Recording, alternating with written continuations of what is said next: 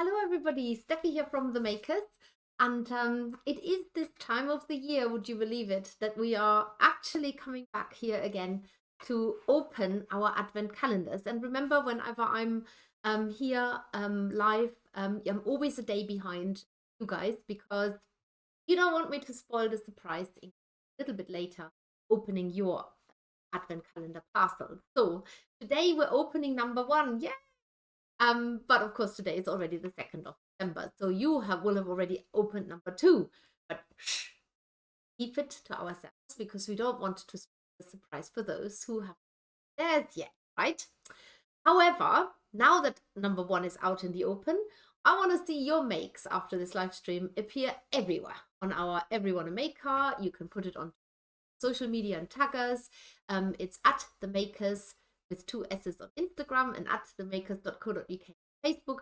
Do give us a mention, and I hope that I can see your make up everywhere. But what are you going to make? Well, this is the thing. Let's open number one up first. But before I do this, let's just see who is here and watching. So we have got Leah is there. She says hi, Steffi. Pip is there. Hello. And lots of you are watching, not talking to me just yet, but that's absolutely fine. Dawn is there. Hi, Dawn. Amber is there. Claudia is there. Hi, Steffi, and everyone else. So everybody's saying hi, hi, hi, hi. And then let's see. Here it is. Aha. Number one of the Advent Calendar 24. And so go to the overhead because we can see it more clearly. I've got my felting mat at the ready so I can show you what you can actually make. And here we go. Oh my goodness, this is a tearing job. So sorry, this is definitely ruining it, isn't it? Right, okay. Oh, I didn't know you were getting 2. Ooh, how nice is that? Here we go. These pins make a perfect base for needle felting and turn into a brooch or decorated accessory. The image on the reverse is just a suggestion. The possibilities are endless. Oh, look at that. Well, we can proceed straight away and I can show you how to do this. So these are large pins. They're also sort of known as kilt pins, I suppose. Some of you might have a different color combination in your Advent calendar. I'm not going to lie. I think we've also got silver ones knocking around. So you might have a silver and a black or silver and a sort of old gold bronzy color here. And I absolutely love these. So I did some of this last year. I made my own when I needed a pin. I needed to have a pin to pin my cardigan together. I didn't want to just safety pin, or I didn't have a brooch pin or anything like this, but I had one of those knocking around. And it gave me the idea that you can actually personalize your very special pins. I'm just going to show you one of the ones that I made last year. This is from last year. I made this one here with a little seed. I don't know if the camera is going to zone in. It is, so you don't go blurred, but I can also show it to you on the overhead. Here we go. So I have made a little pin with a toadstool, and there's a little hedgehog there, a little hedgehog, and then there's a little robin which is sitting on a little stone, all on a nice grassy patch. But you don't have to do this. You can do your own design. But what I will show you is how to prepare your brooch pin so you can actually get going with this. Now, why would you do this? Why would you do anything like this? It is a practical application. You can do it just for yourself so that you can wear it yourself and show it off. And it's often these little things that people spot a mile off and they say, oh, this is lovely. Where did you buy this?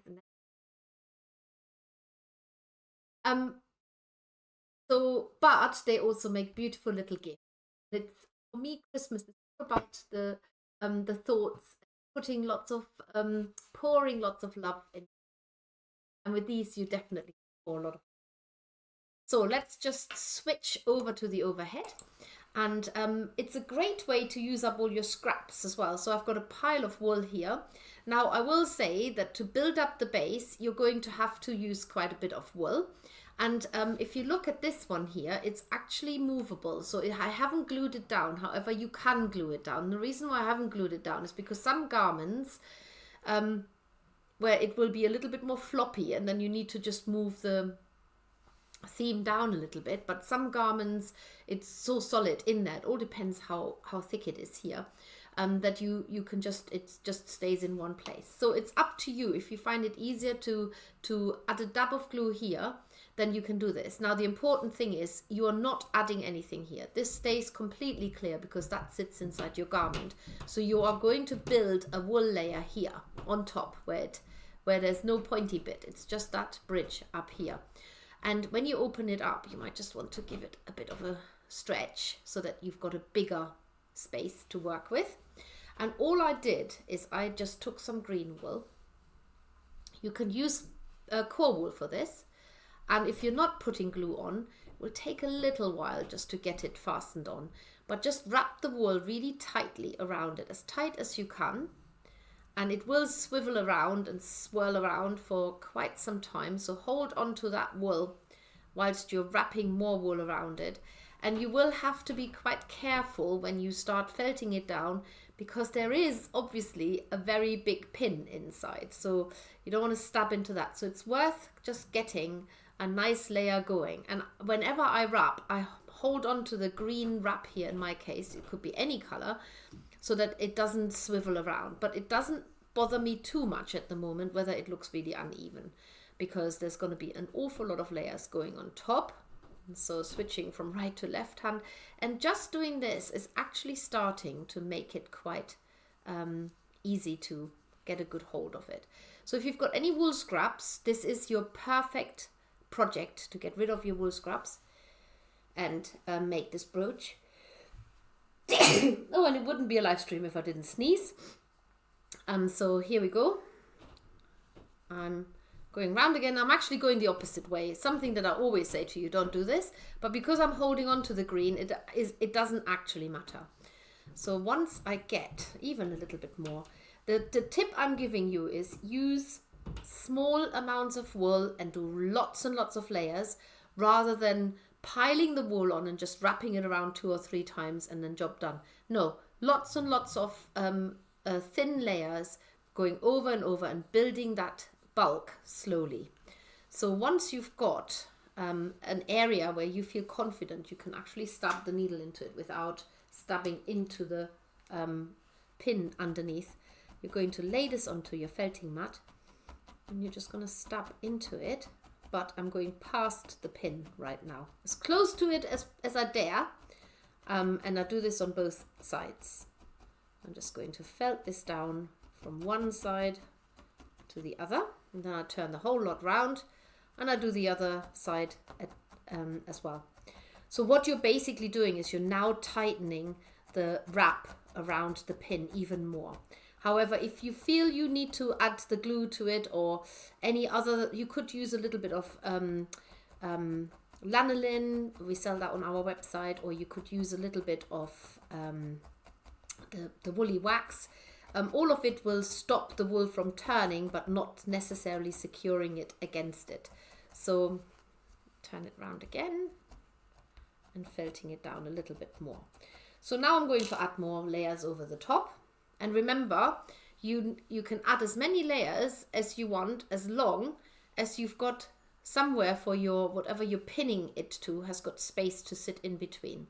And the thicker this is, the more snug your pin will sit in your garment. So if you're putting it into a woolly jumper, you might find that you want to have a little bit more space there, but the wool will also still give, so I wouldn't worry too much about it. So at the moment also it's really hard to tell what the top is if you are adding details onto it. So I'm just going to wrap this up a little bit more. And to think you can make 2, I completely forgot that you get 2 in your advent calendar. We plan and buy and pack the advent calendar so early in the year you would not believe it, because it's almost like we're already starting on 2025. because it is so much work. Honest to God, it is so much work. It just takes up huge amount of our time to put them together, and everything's hand packed, and everything is thought through, and everything has got a reason, and everything has got a purpose. And this year, in this year's Advent calendar, we have 4 finished projects in there as well. I can't wait for the first project, for you to see that first project. They are as they have been last year, but they're still this year very, very delightful and just perfect. Perfect, perfect, perfect. So if you haven't got this Advent calendar, it is not too late to get yours. Normally we say it's sold out, but we did up the numbers. It was our own fault. Because we sold out last year. So we upped the numbers and now we've got a few left. So do get your Advent calendar still. It's not too late. If you order it today, you're only going to be a day or two behind. And sometimes it's actually quite nice to keep the days adding up. And so this is becoming really firm now. I'm really happy with that. I'm going to just go to the front camera so I can read some of the comments that are coming in. There's quite a few of you watching, hopefully in your lunch break. I'm going to switch every day. It's not exactly every day because there are a couple of projects where you will be watching a pre-recorded video. However, on the days that I'm streaming live, I will change it up. So sometimes it will be at lunchtime, sometimes in the morning, sometimes in the evening, to give everybody an opportunity to watch live. And also for those of you who are not in the UK, because sometimes you're 8 hours or 6 hours behind, so it's probably not later in the day. Rightio, here we go. Sherry says, good morning from a very chilly 27-degree Tennessee. I'm guessing, oh yes, you put it in brackets, -2 Celsius. Oh, love a bit of a... Claudia says, oh no, we've said all of them already. Anne says hello. Well, Anne, you're not very far, are you? Stacy says, good morning, chilly in New England too.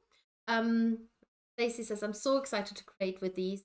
I love Scottish Highland coups and have tartan fabric. So excited what else I can create in addition. The mini skein. Oh, nice. I can't wait to see it. Definitely share. Stacy says, Steffi, that is amazing. I love the mini skein. It's so sweet.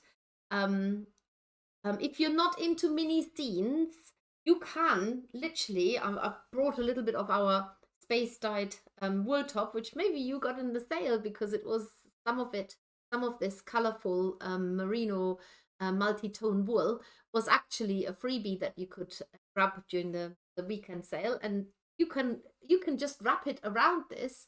Look how beautiful that looks. You don't need to do anything. Just put a colorful, bright cover on it and it's just as beautiful. So you don't even need to create a scene. You can just decorate this very, very simply, especially if you don't have much time. Angie says this would be ideal for my sister-in-law's Christmas present. Excellent. Hannah says, hi all. Well, hi Hannah, I'm in work hiding in the laboratory. Better than the lavatory. So unless you mean Pip says, chill in Northern Ireland too. Deb says, this is so sweet. I can't wait to make it. Oh, I'm so glad you like it because I'm always into these whimsical little things. And then I think, Steffi, grow up. Nobody will like this. But you do. That's so nice. So the next thing is you're actually going to put this to one side altogether because now comes the tricky bit. You have to work in absolute micro needle felting terms. So I've got my fine needle felting needle here. I've got a tiny little bit of white. I'm going to start with a toadstool. I'm going to roll this into the tiniest little sausage I can manage. Tiny always means too that you don't need to add a lot of detail because you literally can't see the detail. And felt my little sausage down. But because it's actually too big, my sausage, I'm going to fold it in half just to make it a little bit smaller. It also makes a nice toadstool base because you get more of a bulbous part here where I'm stabbing right now. And then I'm leaving the wispy ends. They don't need to be felted down so much, but I'm just tucking them in to make that shape. So the ideal solution, the ideal scenario here is that you're making this all really firm. because whilst it's really tiny, you don't want it to be super fluffy and soft, especially if it's if you wear the brooch. It gets a lot of knocking and touching and taking off and putting on, so you do want it to be relatively robust. So there's my little toadstool stem, and then I'm going to use a little bit of red. I'm going to make a disc now, and I'll fold my shape in, so I'm just folding the edges in to make a nice little fat little round disc shape, and then I stab it down. So you're literally assembling your make by felting it separately on your felting mat. Now, if this is really worrying you with your fingers, remember there are these amazing tips that people have passed on to us. You can pin your shape down with another needle. Just don't stab into that needle. Or you can wear finger protectors, though I do think they might be a little bit clumsy for this. But you do want to shape it into a nice little, fat little toadstool cap. I'm just stabbing into the short side now. Another tip to avoid stabbing your fingers is that you always imagine the line of the needle if it goes all the way down, and it should always end up in the mat rather than in your fingers.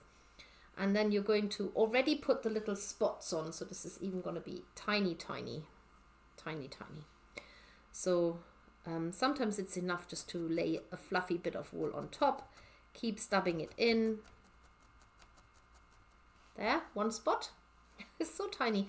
I might have to make this a little bit bigger. Let's see if I can zoom in a little bit by just, if it gets too blurry, I stop doing that. There, that might be a bit better. So tiny amount, I just scrunch it up a little bit, then position it onto the cup like this, felt down in. There. You can make these tiny spots, you can make these big spots, whatever you fancy. This is your design of a mini toadstool. I don't know if it might be the smallest toadstool you have ever created. But remember, it doesn't have to end here. You can make all kinds of other things. You can make, I don't know, just abstract designs using scraps of wool you have got. You don't have to do a woodland scene. You could make a seascape, like color in your brooch in blue, and then just put a little boat down. We have got a seascape tutorial on our YouTube channel where you make a tiny little lighthouse, and you can make put a little island on top with sheep on it. It's all the really simple needle felted miniature versions of what you want to put on there. Right, so that is enough for my little toadstool now, and I'm going to pop the stalk on it, and I stab it into the red cap. Now you always have to be careful when you add the toadstool stem onto your red cap that you don't stab too deep, because you don't want the white of the stem to come all the way through the cap. So at some point you can actually turn it the other way around, and then this is definitely a 2-needle job. Stab into the toadstool itself. Actually, it's not working. That's pointless.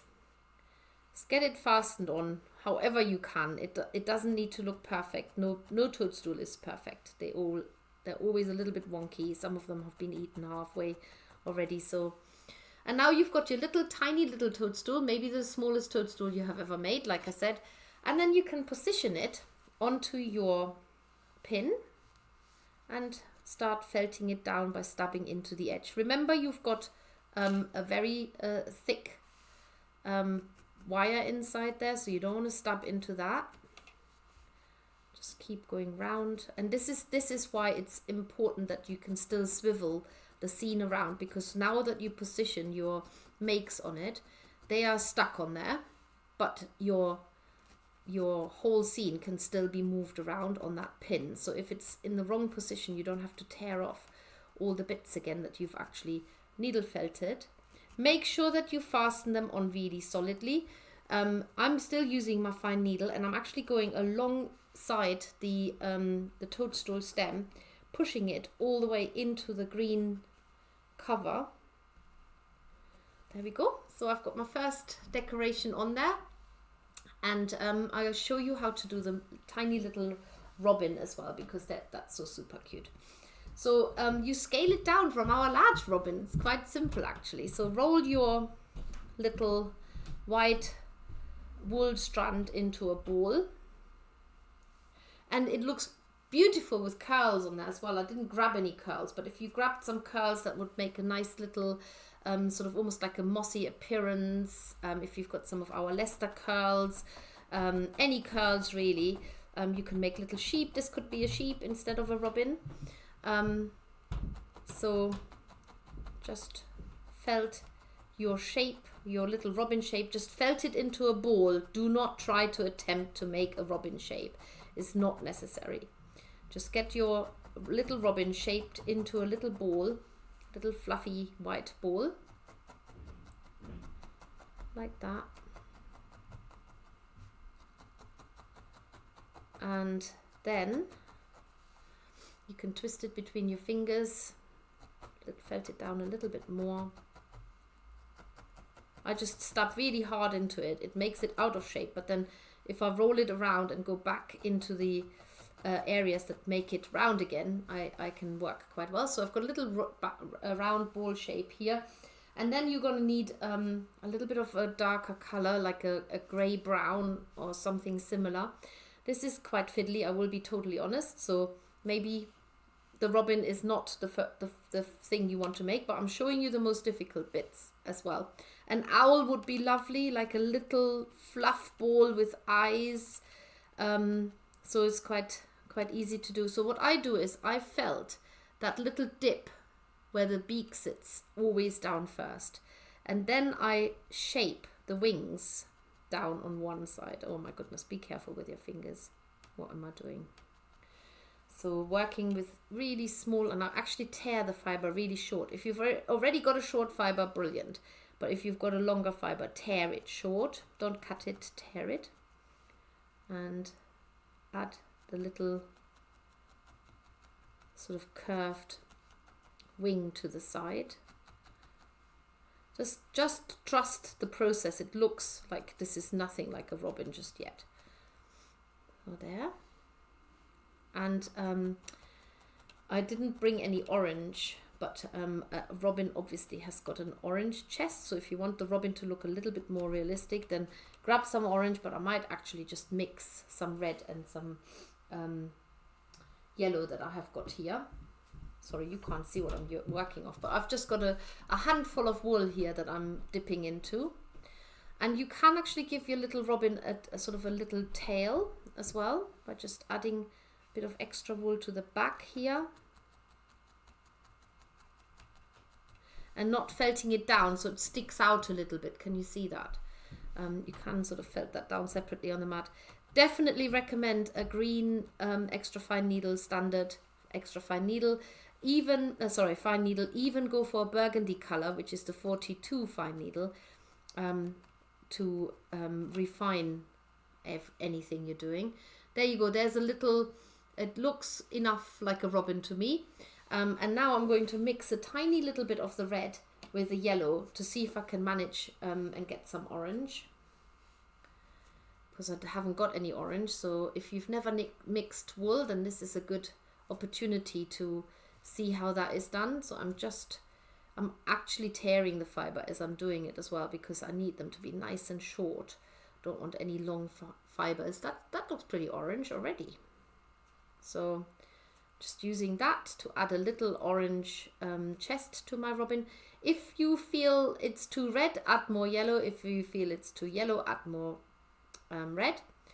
And need a tiny amount. It's just a smithen, just so that we all recognize it as a robin. But if your robin has got a red chest, that's good enough too. Just felt the little tiny bit of orange onto his chest here. And oh, look at that tiny little robin. If this is the smallest robin you have ever made, well done. This is the tiny, tiny, tiny micro needle felting. Look at this. And then all you need is a tiny bit of black to make an, 2 eyes. So scrunching that up into honestly the tiniest black spot that I can manage. Pop that onto my robin on here. Felt it down before it falls off. One side and then the other side, and then I just need to make a very similar shape for a beak. It doesn't have to be a solidly felted down beak. I'm just trying to make sure that the eyes of the robin are kind of symmetrical. And robin's eyes are quite big, so they can be a little bit bigger. You want to see them there. And all that is missing now is a little beak. So I'm just going to take a little bit of wool and I just very, very basically stab into it a little bit before I attach it. Just enough so that it holds its own shape. And then I'm going to put it on him. It's facing up at the moment, but it's going to face down as I'm stabbing it in. And I just stab in as much as I need to before the size of the beak is where I want it to be. So I don't know if you can see this, but this is the tiniest robin that certainly I have ever made. Well, except for the others that I have done. You can add a little bit more on the chest. You can add more of the wings if you want to. All of this can happen afterwards. But then maybe you can give him a little stone or something to sit on. Again, you can mix wools if you want to keep the variegation and the realistic look going. Just mix it up, and I'm making another sausage just as a little tree trunk that he's found to sit on, or a little stone, depending what you want to make. Don't worry about making the shape too small to start with, especially if you're making sausages. Just fold it in half once you've felted it down, and that saves your fingers a little bit, and you've got also got a wispy bit here to fasten it into your shape.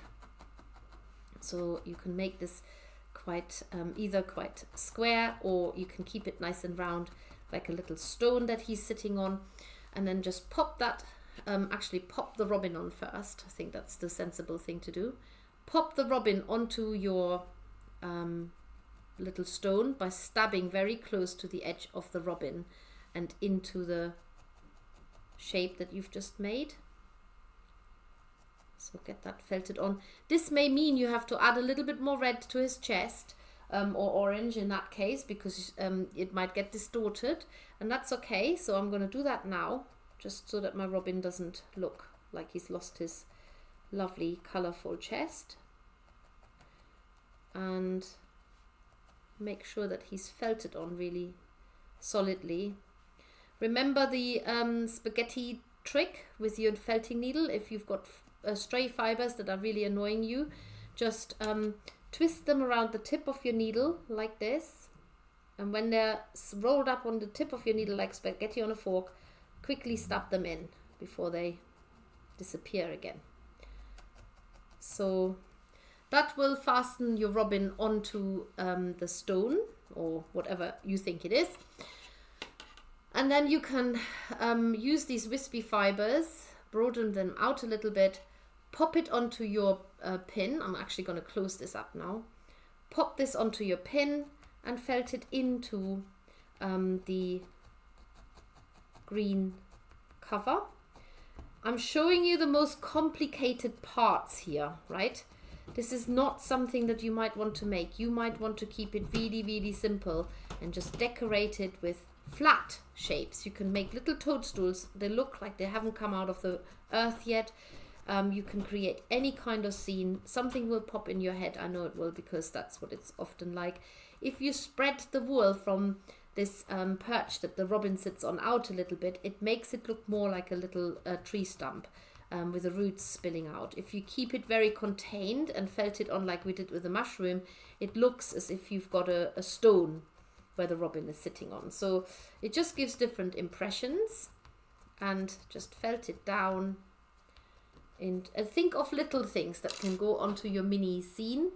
And I think I'm going to leave it with that, because you all get the gist of how to do this. So if you wanted to have a little toadstool on there that hasn't popped out yet, just use a little bit of red. I mean, you could do it on this side, but let's put it next to the toadstool. Just make a little red patch, because they do look like that when they come out of the earth. They have very little, they have sort of like a little red cap that hasn't quite pushed all the way through the earth yet. And then you can add tiny little spots to that one as well. So you don't have to make toadstools that are 3D sticking up. You can actually make them look like they're coming out of the earth. You could do a flower garden, you could do a fairy garden, you could do, the possibilities are endless. I've only chosen this woodland scene because I think it's really nice at this time of the year to have toadstools and little robins, which is what we see. But if you're working your way towards warmer climates already, or you're indeed in warmer climates, you might want it all to be flowers, or maybe just a very abstract decoration. And I think it's, and the good thing about this is that I can move it still. So I can move it around on that pin because I haven't glued it down, and depending on how I want to wear that pin, it doesn't flop around. I have to physically move it. Depending on how I want to wear this pin, you can adjust the positioning of your decorations on top. So I hope you enjoyed this. I shall put this into good use straight away by popping it onto me. Yeah. Oh, look, perfect. Got my little robin, my little toadstool. It's all very far away for you, but trust me, people usually spot this. So let's have a look at who is commenting and who has anything to say.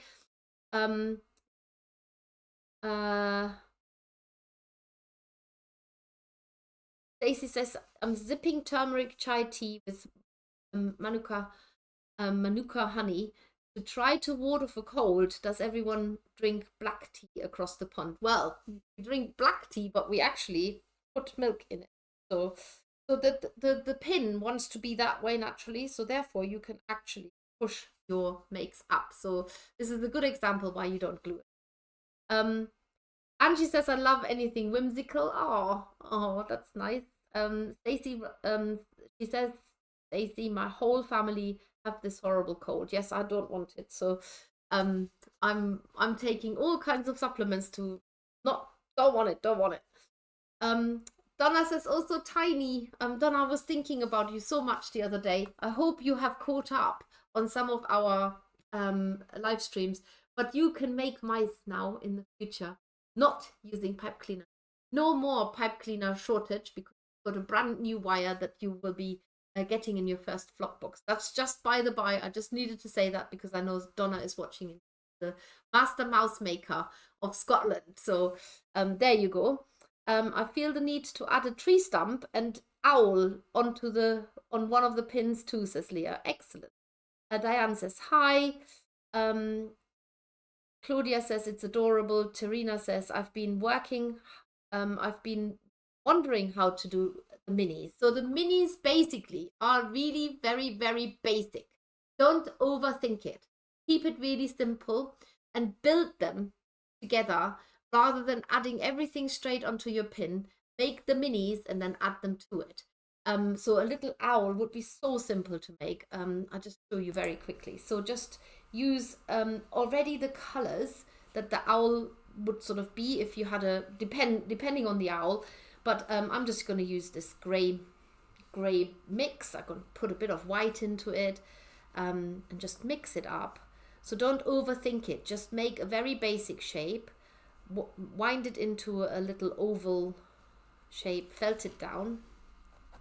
Again, I'm using my my fine needle here already, even though I could quite easily use my my medium one. Get it into that sort of, it's almost like a, well, it's an oval shape, isn't it, with a flat bottom. Don't think about legs, don't think about wings. Just pick out the most important things that you when you think of owls, what do you think of? Big eyes, right? A fluffy body and big eyes. So the details are totally unimportant. They will kill you if you try and do, well, unless you're a very professional needle felter. And if you ever want to see miniature makes, I can highly recommend look up Simon Brown, who is known as the gentleman felter. He has he has worked out how to do miniature needle felting, but at a very, very professional level. And incidentally, he loves our earth-friendly felting mat. So definitely one that you should look up. So when you've got your tiny little, I always think owls always look like owl pellets for a long time. Then you could give it a little yellow beak, because there are quite a few owls that have got yellow beaks. So give it a little yellow beak. Just put that on there, any old way.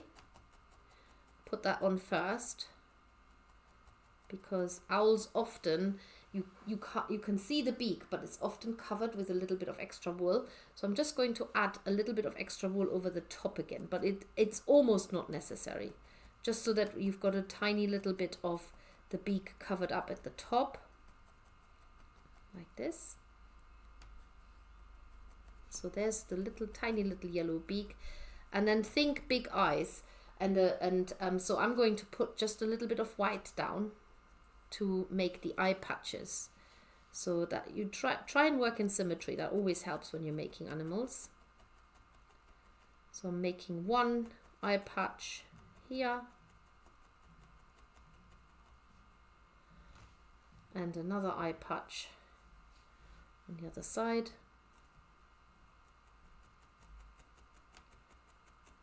Just a little, and see if they are as symmetrical as possible.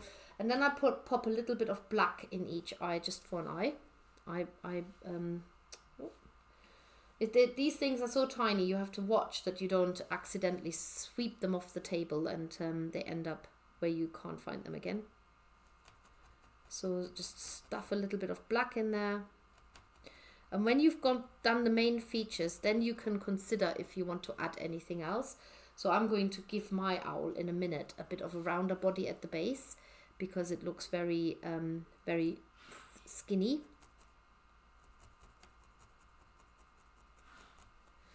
So you've got a tiny little owl face looking up at you, and you can just give it a little bit more bulk here at the base by just wrapping it around it. Felting it down. And if you want to, you can add spots, white spots to it, or yeah, anything you like really. But that little owl could very easily now sit. It almost looks like a little bird. Oh no, I'm wearing the brooch. It's really tiny, tiny. So you could make a tiny little owl to sit on that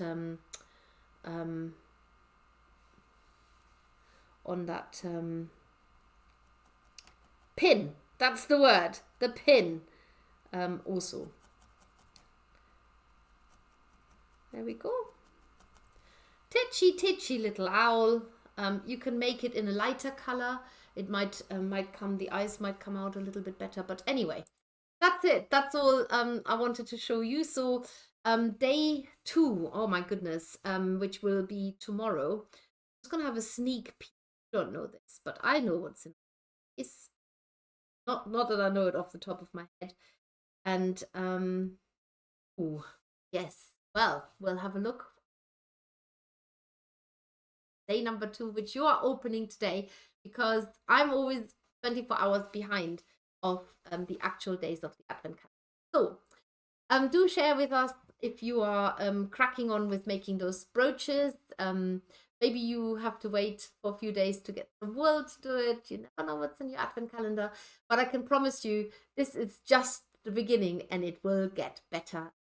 And if you haven't got an Advent calendar yet, you can still get yours. There is no rule in the world that you have to open one day at a time. In fact, wouldn't it be nice to just go and open lots of days all in one go? That's amazing. So that's all from me here, covered in fluff and stuff.